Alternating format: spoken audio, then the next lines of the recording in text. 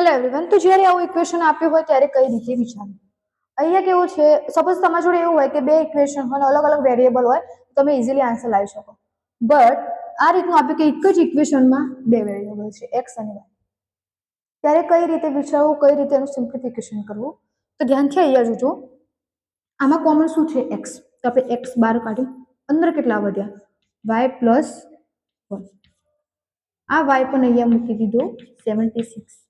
હવે કેવી કન્ડિશન થઈ કે અહીંયા વાય એકલો છે ને અહીંયા વાય પ્લસ 1 છે, અને આવી સિચ્યુએશન એટલે આપણે કોમન વસ્તુ નીકાળી શકીએ નહીં. તો શું કરવું પડશે? બંને બાજુ +1 વડે +1 કરવા પડશે. તો એક્સ પ્લસ 1. હવે અહીંયા પણ વાય પ્લસ 1 કરો એટલે કોમન વાય પ્લસ 1 નીકળશે, તો વાય પ્લસ 1, રાઈટ.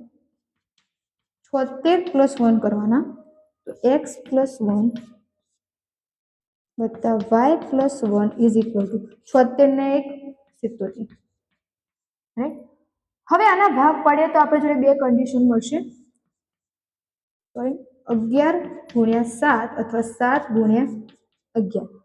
તો એક્સ અને વાય, એક્સ પ્લસ વાય ની કિંમત 7 હોય તો y plus 1 sorry x plus 1 ની કિંમત 7 હોય તો વાય પ્લસ 1 ની કિંમત હશે 11. હવે તમે શું કરશો? બાય મિસ્ટેક તમે આ બેનો સરવાળો કરીને તમે અહીંયા આન્સર લખી દેશો એક્સ પ્લસ વાય, બટ ખોટો આવશે. એ રીતે નહીં થાય.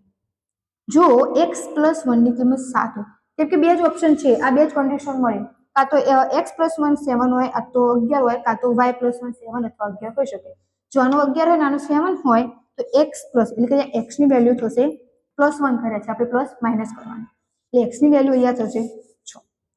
જો વાય પ્લસ 1 11 થતા હોય તો વાય ની કિંમત થશે 10.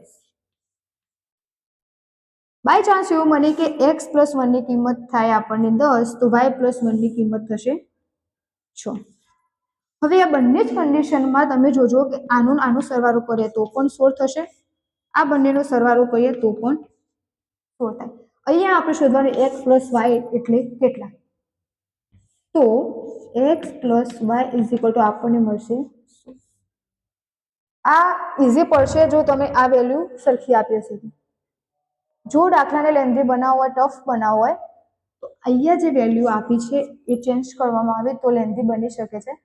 બટ આ જે આખો દાખલો તમને સમજાવ્યો, જે રીતે સ્ટેપ સમજાવ્યા, એના ઉપર તમે એટલું થિંકિંગ કરી શકો છો કે જ્યારે આ ટાઈપનું ઇક્વેશન પૂછાય, તમે વાંચ્યું ના હોય અથવા સિલેબસ બહારનું હોય, તો તમે કઈ રીતે આનું સિમ્પ્લિફિકેશન લાવી શકો છો.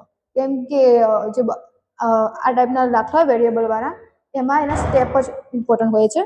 તો એ રીતે તમે ઇઝીલી કવર અપ કરી શકો છો અને એનું સોલ્યુશન લાવી શકો છો. તો આવી જ નવી જાણકારી મેળવવા માટે ચેનલને સબસ્ક્રાઇબ કરજો અને તમારા બીજા ફ્રેન્ડ સાથે શેર કરી દેજો. અને બીજો કોઈ ક્વેશ્ચન હોય યા પ્રોબ્લેમ હોય તો કોમેન્ટ સેક્શનમાં લખી શકો છો.